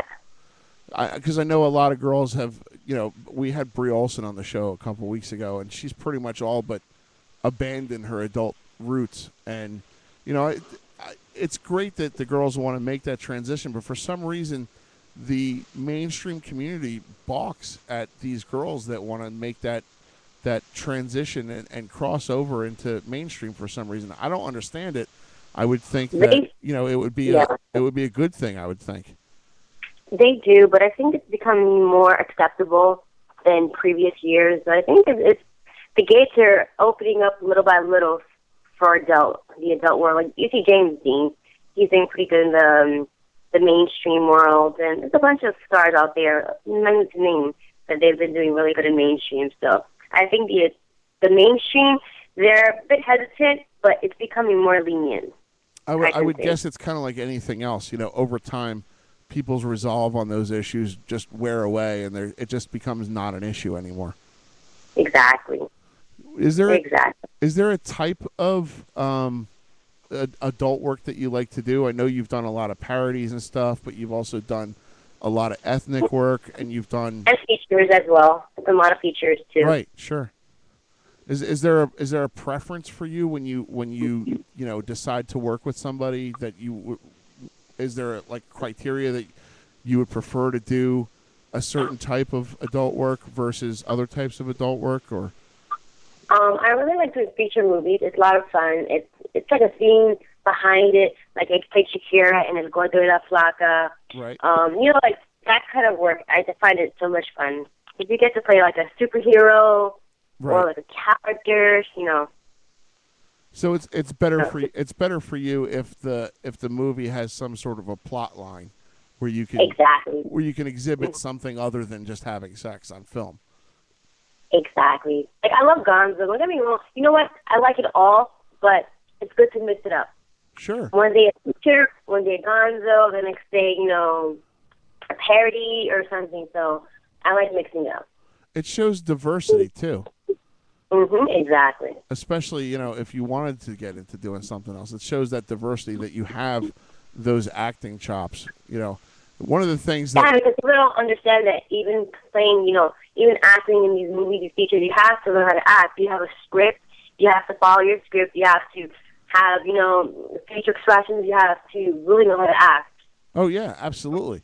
One of the things that I love to say, especially when we have adult stars on, is that if you are terrible at acting, or you're just not into the scene that you're working on, or something like that, if you're having sex with a guy and you're just not into it, or if he's just not comfortable to work with, and either in size or the way that he handles himself or whatever, it really shows up on film if you're not into that scene, and it takes away from the viewer's experience. I mean, let's face it, a lot of guys will watch a movie solely for the purpose of getting off, but to them, even to them, if a girl's not into it, I'll just flip to another movie where a girl is into it, because it takes you out of it. I think the allure of movies like that is that it's almost kind of like you're putting yourself in that guy's position and you're getting the chance to have sex with that girl. But nobody wants to have sex with a girl if she's not into it. Right. Exactly. I agree. If a girl's not into having sex on camera, I think she shouldn't do it. And sometimes you do get guys where you're like, I really want to work with him, but you know what? You have to be disciplined. You have to be professional. You might not always get somebody you like, but the majority of the guys that I work with, they're all professionals. They do a great job. So I'm pretty pleased that I haven't had any, really bad experiences. And it's easy to rectify that situation. If you find that there's somebody that you don't want to work with, it's easy to rectify that situation by just putting them on your no list, right? Exactly, yep. I don't really have anybody on my no list. I'm pretty comfortable working with everyone. I haven't really had a performance, been anything nasty or, that's offending me or anything of that nature, so. What would be the criteria for you to put somebody on your no list? Someone with bad attitude, bad hygiene. Yeah. You got to shower. Well, that's important. That's important if you're going to be with anybody. I mean, not just working in the adult industry, but if you're going to go have sex with somebody, take a fucking shower. How about that? Put on some fucking deodorant. Just so you're not making the other person that you're working with gag. How about that? Exactly. Thank you. Yeah, and there's a lot of guys out there that don't get that concept. Even guys going on dates. One of the biggest complaints from friends that I've had that go on like blind dates and stuff like that is that the guy's got bad hygiene. You're going out on a fucking date. Take a shower, you skanky fuck. Exactly. You're right in the money. But I'm pretty lucky. I haven't had anyone that had horrible hygiene, because I don't know how I would even approach him and tell him, you gotta take a shower. Right. I feel kind of bad. I would feel bad. Has there been any situation where a guy or even another girl that has been working on a set or something like that you've experienced has had to go freshen up, for lack of a better term, before they go ahead and shoot? No, I'm lucky. I haven't had any of those things. You got lucky then. So I'm pretty lucky. I'm really lucky. I know a lot of weird stuff goes on behind the scenes sometimes. What's one of the weirdest things you've ever experienced on the set before? I shot this kind of fetish type of clip. It was pretty weird. It was basically a monster eating me. So it was like a guy in a costume, and he had a big head of a monster, and he had to swallow me. I think that was the weirdest thing I've experienced on set. That is a little bit odd. A little bit of a vore fetish on that one.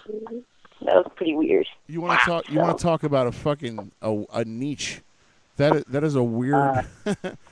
I always say that there is, no matter how weird you find something, there's always somebody out there that will jerk off to it. Actually, dude, that's more of the more common fetishes that are out there. Really? Really? Yeah, it's a big thing out on the internet. With the monsters? With people swallowing other people. People Whoa, love that I've never stuff. heard of anything like that. That's crazy. Oh, it's huge. I mean, it's not. Granted, it's not like something that everyone thinks about nowadays. It's like, oh, bondage. Yeah, okay, sure. No, that's old hat nowadays. Latex. Latex is getting a lot of push because of Lady Gaga. But out on the internet, out on the wild land, out on the badlands like 4chan or Reddit or something like that. And vore is huge. Really? I had no idea. It's different. That's all. That's Is there anything that you've got that makes sex a little bit more interesting for you? Yeah, very. But I wasn't even having sex, so he just basically had to swallow me. So. Okay. Yeah, pretty interesting. So. John, is that? I mean, you seem to know a lot about that. Nikki and I both were like, really? That's fucking popular? Oh yeah, I've never heard of anything like that before. It's one of those, like I said, it's one of those things that people don't realize. I spend a lot of time on the internet on like a lot of different sites because it's what's out there. Like you'll see what else is big? You'll see like chicks with dicks, huge.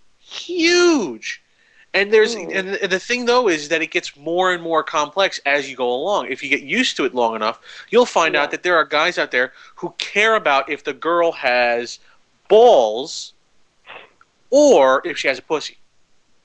Really? Yeah, and they'll be like, "Oh, if she has a pussy, it's not gay. She has balls, it's gay, but it's not gay if she has pussy." It's weird that you mentioned that because I was talking with Lainey before the show, and we were mentioning transsexual girls like Bailey J and Mia Isabella, right? And how that almost kind of seems like normal because with clothes on, they look like a beautiful woman. And then, and I'm not speaking ill about him because I know that he gets pissed off when people talk bad about him, especially in the media. But then you've got Buck Angel, who looks like a normal guy, kind of like a biker dude in normal clothes, but he's got a vagina. And for some reason, that transition just doesn't work. Like, it's mainly more acceptable for a woman to have a penis than it is for a man to have a vagina for some reason.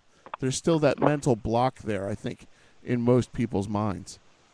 Yeah, it's really interesting. I had no idea. Well, thank you for informing me.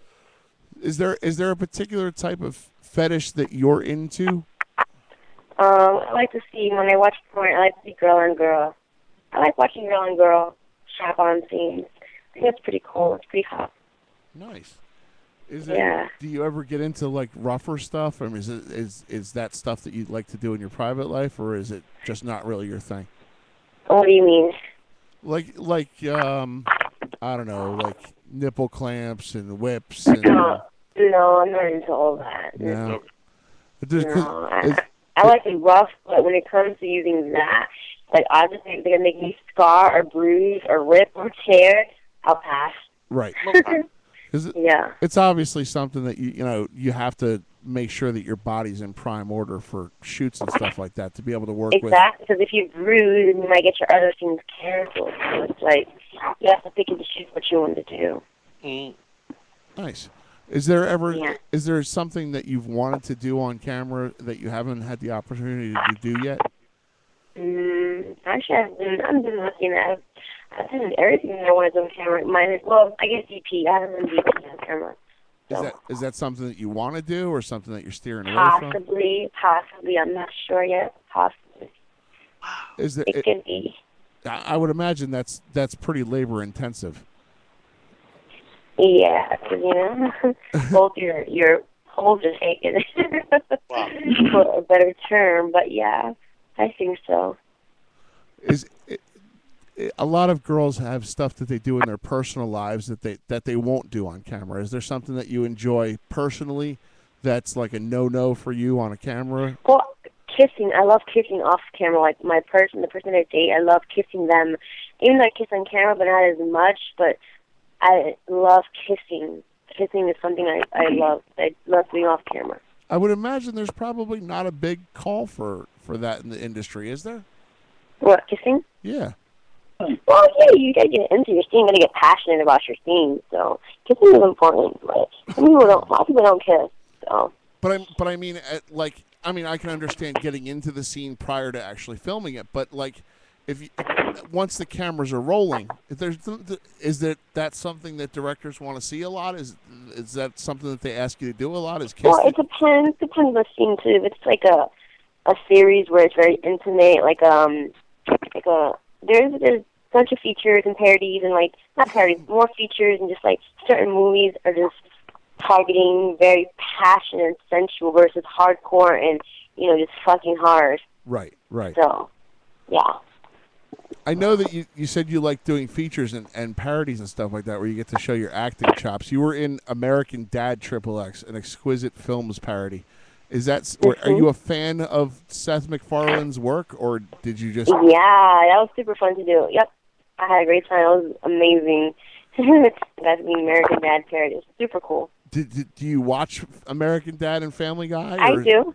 Nice. I do. When I have some free time, I get to watch it, but I rarely watch TV. So. Really? I don't have much time to watch TV. When I get home from work or whatever I'm doing, I'm tired, so I just go to bed.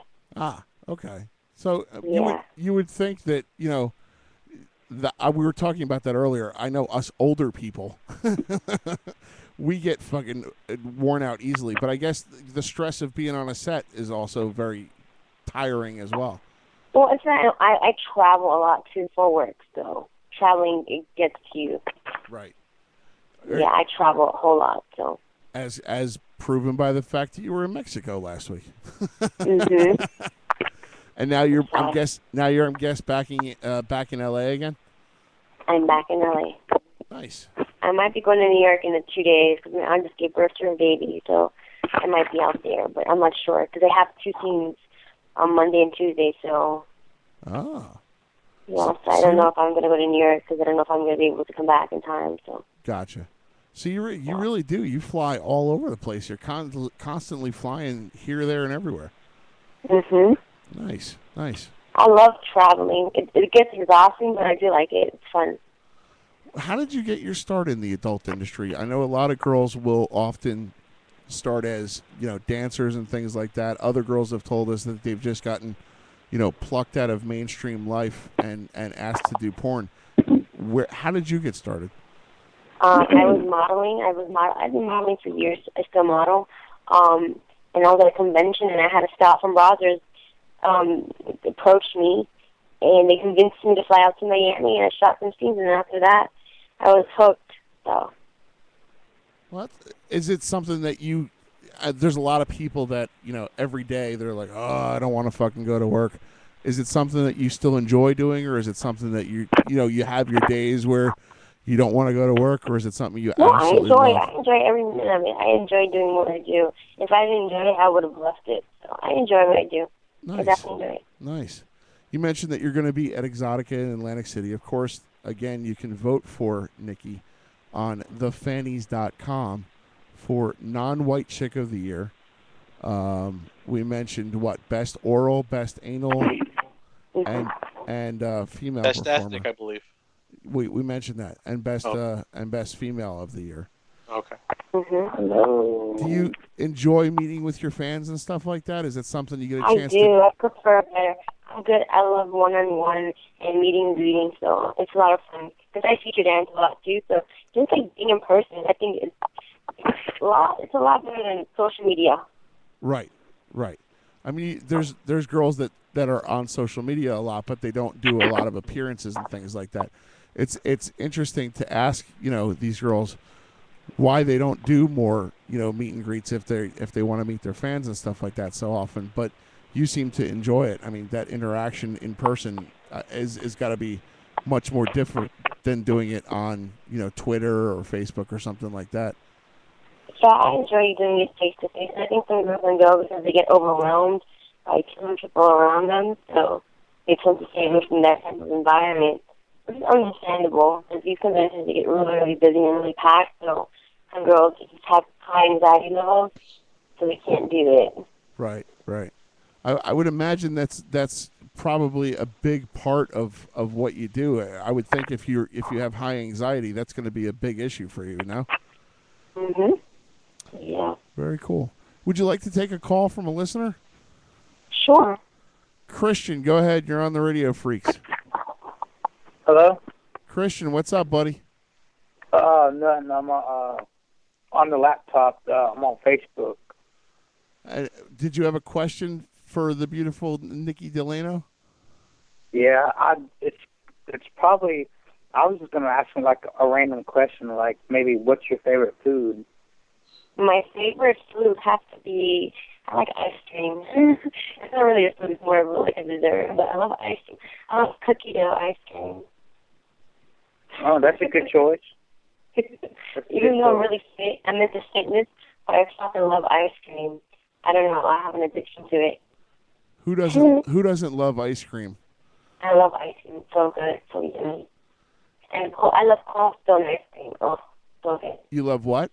Cold Stone. Cold Stone's good. Cold Stone Creamery, yeah. That's where they mix a bunch of stuff into your ice cream for you. Yeah, I like cookie dough with caramel. Nice. Christian, did you have anything else, man? Well, what's your favorite movie? My favorite movie has to be Titanic. I don't know. I like romantic movies. I love lovey-dovey movies. I love movies that make me cry. So I love Titanic. Yeah, I got it. That's an awesome movie there. Yeah, what? I said that's an awesome movie right there. That's one of my all-time favorites. I know it's kind of like when boys say it, but they think of girls liking the film. But I think it's well put together. Yeah, that's nice. Exactly. It's pretty long though. It's about 2.5 hours, but I still love it no matter what. Yeah. Nikki, I don't know if you're able to get into a better area, but your phone's kind of crapping out a little bit. I have full signal. Oh, okay. I have full bars. Yeah, I have full bars. There you go. That's a little bit better. Christian, we thank you for calling the show, man. We appreciate it. Thank you for calling, Okay, Christian. thank you. Thank you, Nikki. Have a great night, man. Take care. All right. You too. Okay. Christian, one of our regular callers to the show. He calls every week. He calls multiple That's very times. nice. And he loves to talk to the adult stars, especially because he seems. He was asking the same question there every week for a while, and I'm like, well, maybe we should ask a different question. Yeah. Sadly, we got a prompt change for it up. but it's okay. Make a challenge. Yeah, exactly. Challenge the girl or something. Yeah. Ask her something that's mind-boggling. Yeah, and then we try. I don't know if you've noticed, but we try and do that with this show. Like we try and ask you shit that you've never been asked before. Obviously, to a certain I extent. ask the same questions in every interview that I do. Sometimes it gets repetitive and it kind of gets annoying. Yeah, I would imagine it gets boring for you to say the same thing over and over and over again. Yeah, absolutely. Darkman, you're on the Radio Freaks with the beautiful Nikki Delano. Go ahead. There he is. hey, Nikki, I don't know how often you get asked this, but it's like, I know it's like with shooting, like there's sometimes you're on a set for a long time, sometimes maybe up to 12 hours. Mm-hmm. It's like I don't know if this ever happened to you, but what would you say is probably the funniest thing that has happened while you weren't shooting on set? What's the funniest thing that I've done off set? Yes, like anybody pull a prank or anything? On the set? You mean on the set or off the set? On the set or off the set? On the set, but the cameras weren't rolling. Off the set, usually we're on a feature for 12 hours. Everybody's acting crazy. We're playing games. We're playing games, just talking, gossiping. No one's played a prank on me, thank God. No one's played any pranks on me, so I've been good. Oh, that's good. I would imagine you seem like you have a pretty good sense of humor and would be able to handle that if they did, though. Yeah, for sure, definitely. But no one's played a prank on me. Mm-hmm. Nice. Yeah. All right. Are you the mischievous type? Do you like to pull pranks on other people on the set, or? I do. I'm a goofball, so I like playing pranks and stuff. I don't do it on set. You see me just like low key, just chilling and stuff, hanging out, waiting for my turn, for my scene and stuff. But I really don't do that on set. I don't do any of this on set. And sometimes you're on set, you meet new performers every time. It's not the same people you usually work with. Every set you do different people, so you don't know everyone's personality. You just meet them for the first time or something, so you can't really do that. Right. Especially if like you said, you're meeting them for the first time. You don't know how they are. You don't know how they're going to react to something like that. So you don't. Exactly. You don't want to get into a fight or anything. So usually we don't do any of that stuff because some people meet each other. We do multiple things with the same person and different companies and stuff. But for the most part, everyone meets each other for the first time. Right. I got you. Darkman, cool. Thanks for your call, man, to the Radio Freak. Oh, one more thing. Yeah. Oh. Nikki, if you ever work with a guy called Kieran Lee, do not leave your cell phone alone with him. What? What's his name? Kieran Lee. He's the contract star for Browsers. Oh, right. Okay. What he do? Otherwise, everybody on Twitter is going to think you shit yourself. Ah. Oh, yeah. No, I've seen him on Twitter. He starts writing stuff to girls' phones. I have a password on my phone, so he'll be waiting on my phone. He likes to. He hasn't done that to me, though. He hasn't done that to me. He likes to pull pranks on girls like that, I guess? Yeah, he does it all the time. Crazy random stuff. Oh, okay. Cool. Yeah. All right, Darkman, thanks for calling the show, man. We appreciate it. Thank you. Cool. All right, let's take one more caller. Chris, go ahead. You're live on the Radio Freaks with Nikki Delano. Hey, Chris. Hey, Nikki. My question for you was, in your personal life, does working as a professional in the porn industry affect that at all? And are you able to have a personal life with a relationship without it kind of getting in the way? That's a good question. Having a relationship, it is hard being in the adult because you have to have understanding and open-mindedness. As far as sex, it doesn't affect it. I love sex. Sex for me is different. Within having a relationship and being on set, for me, the experience is completely different. So I can separate those two. But having a relationship is pretty hard. I'm not going to lie. It's pretty hard. Do you find that there's a lot of jealousy issues from guys that you date? It is. It's very hard for guys to accept me having sex with another man, even though I'm getting paid in this job. It's really hard for them to understand that. So it's pretty difficult. Right, and it's hard. I guess it's hard for them to understand that there's that differentiation between what you do at work and what you do at home. Exactly, and also an ego thing too. Like their ego, they can't. Their ego gets really, really affected. So is it the old fashioned cock size thing, or is it what is it that their ego is bruised by? Because I'm having sex with someone else, having another guy penetrate me, that's the whole thing about it. They can't understand. They can't accept that part. Gotcha. I guess I'm going with Brian on that one, the kind of whole penis envy thing that guys usually have. Usually in the porn industry, the guys are all well hung, You're not really going to run into any guys, with a average size penis. So I guess the average guy would be kind of intimidated. But I guess so you do kind of have a lot of problems with finding another man that's okay with you being in an industry and not really having to deal with that kind of issue. Yeah, it's pretty hard. I'm not gonna lie, it's difficult. I've dated guys and it doesn't work out. Do you find yourself being drawn more towards guys in the industry or No, guys? not at all. Not guys at in the all. private I will sector? not date within the industry. That's like dating your brother, because like you see these people and they're coworkers. So no. Sure. I mean, you have to see that person again, obviously, but I would imagine that to a certain extent that would solve a lot of that jealousy, though, because they understand. They would, but I'm good. All right, cool. Thanks, Chris, for calling the show. We appreciate it, man. All right, thank you, Nikki, for your honesty on that question. Thank you. All right, man. Cool. Very interesting. I mean, we've had a lot of girls on the show that make that distinct differentiation. They don't want to date guys in the industry, and they only will date regular guys. And then we've had girls on the show where they will only date guys in the industry because they think that it's going to make it better for their relationship. But really, on both sides of the fence, you're going to have your problems, I would think. Yeah, it's pros and cons to both sides. So I prefer, in my opinion, guys outside the industry, in my preference.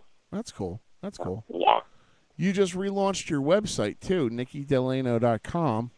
Mm-hmm. And you're now part of the group with Nina Mercedes. I've always been part of their group. It's just that they just did a redesign of my website. Oh, okay. That's very cool. Different design. Looks a lot prettier. It was pretty before, but it's a lot more pretty. It's prettier now. It looks easy. It looks easier to access. Yeah. Nice. And There's a lot more videos on the website now. Do you shoot private content like just for your website, or is it stuff that you've been in? No, it's private content. Nice. Exclusively for my website. So, I mean, not only are you busy doing feature stuff for major companies and things like that, but then you're constantly shooting for your website, too. You're a busy girl. Yeah, I see. On top of that, I'm a feature dancer, and I do a lot of hosting events and stuff, so I do a lot of things. Nice. I'm always busy. What if somebody were to sign up for your website? I know you have, cam shows and things like that. What else is in the website? There's girl scenes, boy girl scenes, group scenes, fetish scenes. There's access to, I do one monthly webcam show for free for my members. Nice. There's a link on there where they can call me directly. It goes to my phone. My wish list is on there. There's a forum where they can write comments and get feedback and stuff. So, and then on top of that, they have access to 17 other websites for free. Like if they sign up to my site, they have Nina Mercedes for free, Sophia Santi, Kami Kai, Kiramir. There's 17 still. So they sign up to one and they get the rest for free. Nice. So they get access to a bunch of different sites to do that. Exactly. Nice. Very, very cool. Well, we really appreciate you coming on the show tonight. I'm so sorry that there were so many problems trying to get you on, but we're glad we finally got a chance to talk to you. Thank you guys for having me. And I know we look it was forward. The first time I was calling in contact. I called 10 times. I was like, oh my gosh, I can't get in. What's wrong? Oh, I thought it was my end. It was messed up. So. Well, we're glad we finally got you on the program. And of course, if you want to see more of Nikki, you can go to NikkiDelano.com or Delano.com. And on Twitter too. I'm Nikki Delano, and Instagram Nikki Delano. Right. I was just going to say Twitter.com/Nikki Delano, and you're also on Instagram, you said, too. It's also Nikki Delano? Mm-hmm. Nice. Nikki Delano. Yep. Good shit. Do you find Instagram busting your balls about posting sexy pictures, or are they pretty cool I don't with want to post anything really provocative on there. It's cute pictures and stuff. I don't go to that extent. If you guys want to like provocative stuff, I post it on Twitter. So. Nice. Good shit. Yeah.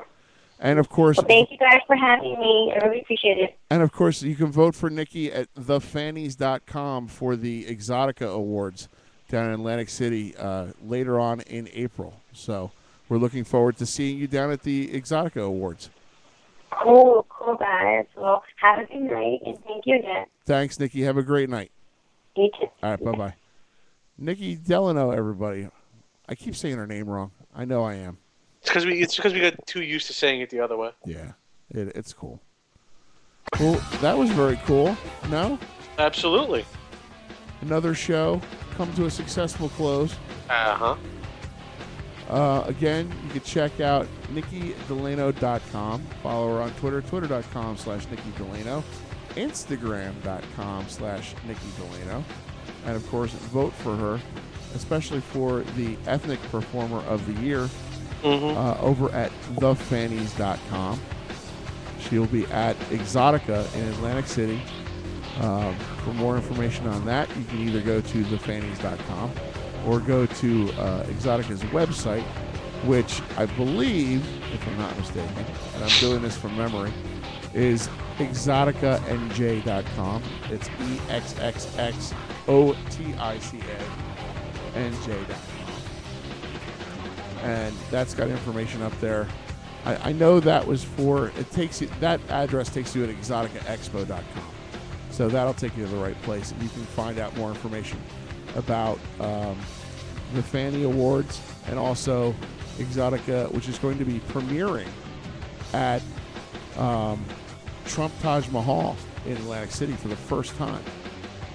So that's really pretty cool. And you can see all the people that are going to be there. Of course, our pals Jim Florentine and Don Jamieson are going to be co-hosting the Fanny Awards. So we're very excited about that, to see our pals in doing that. And of course, don't forget to check out Fat Man Little Boy, streaming live on Netflix. Our good friend Kevin Heffernan from Super Troopers and Beer Fest calling in tonight. You can follow him on Facebook. Follow him and Steve Lemme on Facebook.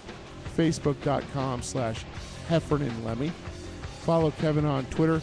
Twitter.com/HeffernanRules. And Steve Lemme on Twitter. Twitter.com/Steve Lemme.